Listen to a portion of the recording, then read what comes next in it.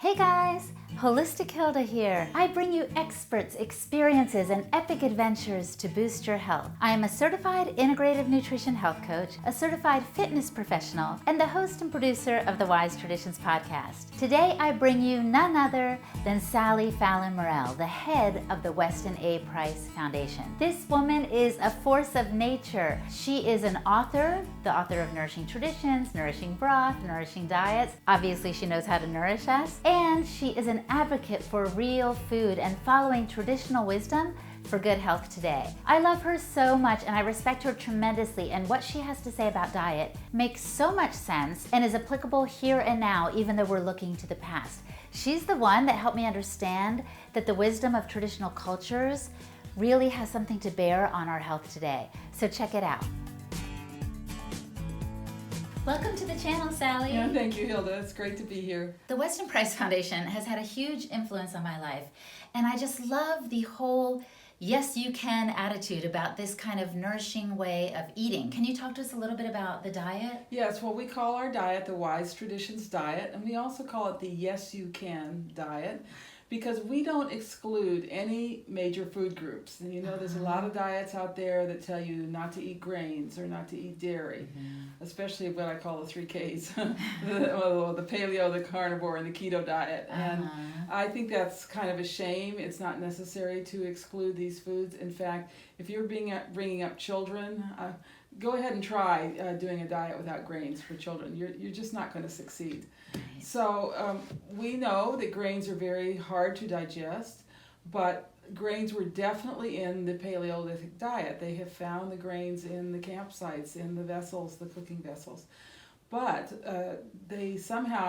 our ancestors instinctively knew that the grains were hard to digest, and they never ate grains unless they were prepared right beforehand, and that usually involves soaking in an acid medium, making the sourdough bread. So it's basically a type of fermentation which sort of peels back all these anti-nutrients in the grains and releases the minerals so that we can use them, creates a lot of B vitamins, and just makes everything more digestible in the grains. So maybe the reason people are reacting and trying to avoid grains is because they're not prepared properly. Right. They've had a bad experience with grains. I had the same thing. When I was a lot younger, I made the best granola in the world, and that granola made me extremely sick because I was trying to digest something that was indigestible. So a lot of cramps and low energy from eating this indigestible food. And then fortunately, I was writing Nourishing Traditions, and I stumbled across a book that explained this to me. So that's when I started soaking my oatmeal and eating just exclusively sourdough bread, and all of my grain issues cleared up. You know, I used to get something like toxic shock from oatmeal. Really? Yes, because I thought, I must be very allergic to oatmeal, and I would be almost faint from it. And now I can eat oatmeal no problem, but I prepare it properly by soaking overnight. And so what's the deal with dairy? People also react to that a lot as well. Yes, I'm really quite distressed that all of these new diet schemes say not to eat dairy. It's inflammatory, or it's got sugar in it or whatever. And I think this is very true of pasteurized dairy. Pasteurized dairy is inflammatory. The sugar is changed to make it more of a stress on your pancreas and so forth. But that is not the way we should eat dairy. Dairy should be raw. It should be from pastured cows. It should be full fat. And we call this real milk, and we have done a lot of work in making real milk available through our Real Milk website. People can find out where to get it. And I think particularly for growing children, they need a very good source of calcium, and if they're not getting these good dairy products, the only other real source of calcium in human diets is bones. And traditional cultures ground up the bones of small animals and put them in their food. And I think your children would much rather have a glass of raw milk than ground up bones in their food. That's true. But some people, either they're scared of raw milk or they don't know where to get it. What would you tell them? Well, if they're scared of raw milk, go to realmilk.com and read all of our articles about raw milk safety. Raw milk is actually safer than pasteurized milk. And in fact, this year we've come all the way to November and we haven't had a single person get sick from raw milk in the whole year. So And raw milk has never killed anybody. We have the records going back to the 1960s. No deaths from raw milk, but lots of deaths from pasteurized milk. One of the speakers at our upcoming conference, Pam Schoenfeld, is a dietitian, and she said she is so concerned that people are not getting enough protein in their diets. And it's because they're avoiding dairy products. So at least you should be eating some cheese, high quality cheese. There's no lactose in cheese, but it's a great source of calcium. And raw milk they can find at our website, realmilk.com, or calling your local chapter leader who will know where all the raw milk is. So this is so fun because it's like contrary to what's out there. It's like yes to grains, yes to dairy. What else can we say yes to? Well, yes to meat, but meat, there's a way of eating meat. And I've really come to realize this even more recently. When we eat meat, there's a lot of methionine in meat. And methionine is one of the things you need for methylation, which is a way of activating certain molecules. But some people get what they call overmethylation from eating meat. It makes them very anxious. It creates a real imbalance in our dopamine system. And what is the antidote to overmethylation? It's glycine, and glycine is what we get from broth. So I like to call this the meat and gravy diet. You eat your meat with gravy made from broth, and of course it tastes so good. Or you make a beautiful reduction sauce, or you put your meat in a soup.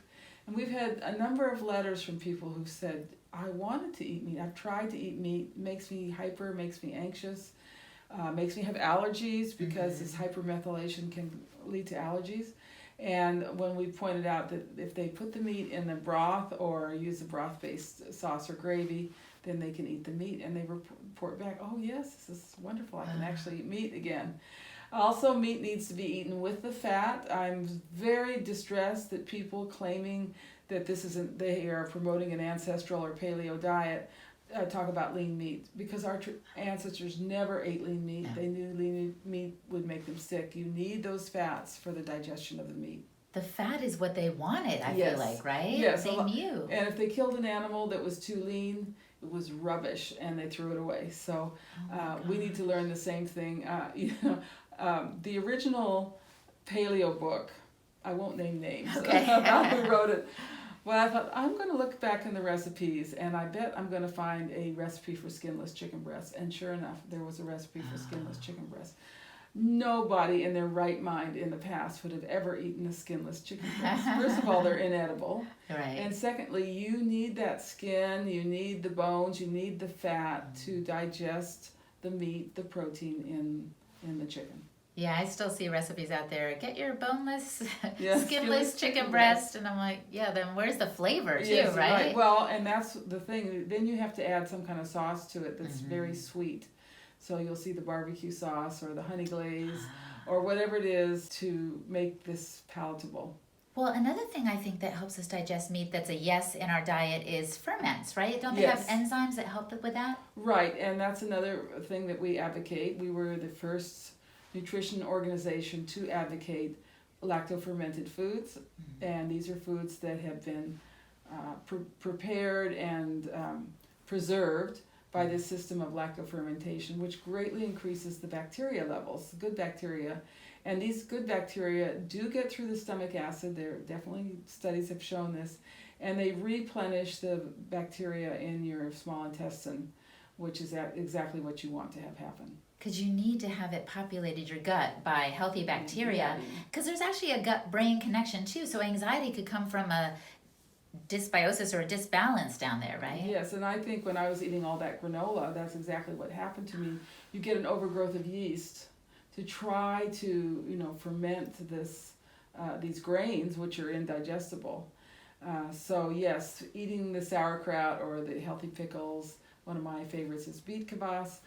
Eating that every day will replenish your healthy bacteria and give you good digestion. And I can tell you, when you're doing all these things to help your digestion, the broth, the proper preparation of grains, the raw milk, the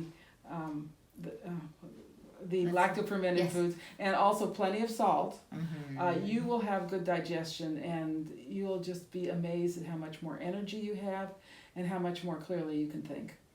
So the only drawback I can think of as you're describing these foods is it takes an investment of time and energy to prepare them. It's not like you can just buy these things off the shelf and packages and cans, right? Right. You have to get organized. And you might have a local raw milk source. You might be able to get it in stores in some states. Or you might have to be part of a club that picks up your raw milk every couple of weeks or something. You have to think ahead. And you know what, Hilda? That's a really good habit to have in life. So we can start by training our capacity to think ahead with our food, and then it'll help us with many other things in life. The milk products you don't have to do anything to. So once you have them, you can buy the lacto-fermented foods. You can buy ready-made broth if you don't want to make it. So there's plenty of ways to make this easy. But it does require some thinking. And I often like to point out that traditional people, they knew instinctively how to eat. All they actually had was good food. They had their traditions on how to prepare it. And the traditional person didn't have to think about their food. It was all good, right? Right. Now we are modern people. We've left all that behind. That's part of our spiritual evolution. And now we have to subject everything we do to a decision-making process that involves thinking. And food is no different. We have to think about every morsel that goes into our mouth. Right, because just because it says heart healthy or keto friendly or whatever you might see on the shelf doesn't mean that it's really good for us. It might have all kinds of additives that our bodies can't handle. Yeah, so we really need to think through, is this going to be good for me? And it's not hard. It gets to be easy after a while. It's a little bit of practice. The solutions to all of this are really quite easy, but they do require a change in thinking. Well, I've changed my thinking. I have to tell you, just recently, well, not just recently, but in recent years, I've been making soups, from scratch. And it's so satisfying on so many levels. First of all, I'm bringing something nourishing to the table for my family.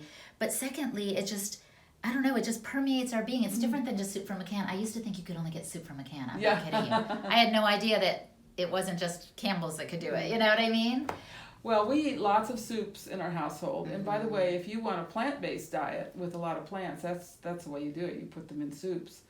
And about every 2 weeks, we make a big pot of some kind of soup and then freeze it in smaller containers. And so we always have soup. We have soup every day for lunch. It's always homemade, always with a beautiful broth.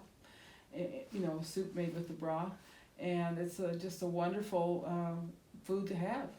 And that's actually one of the things about traditional peoples too, is they use the whole animal. Yes, right? they did. Yes. So they made the bones into broth, yes, and they put the organs into soups and stews. A stew was a kind of universal, as long as they had some kind of vessel to put it in. So they would use big shells, big pottery things, or even pitch-lined baskets for their cooking.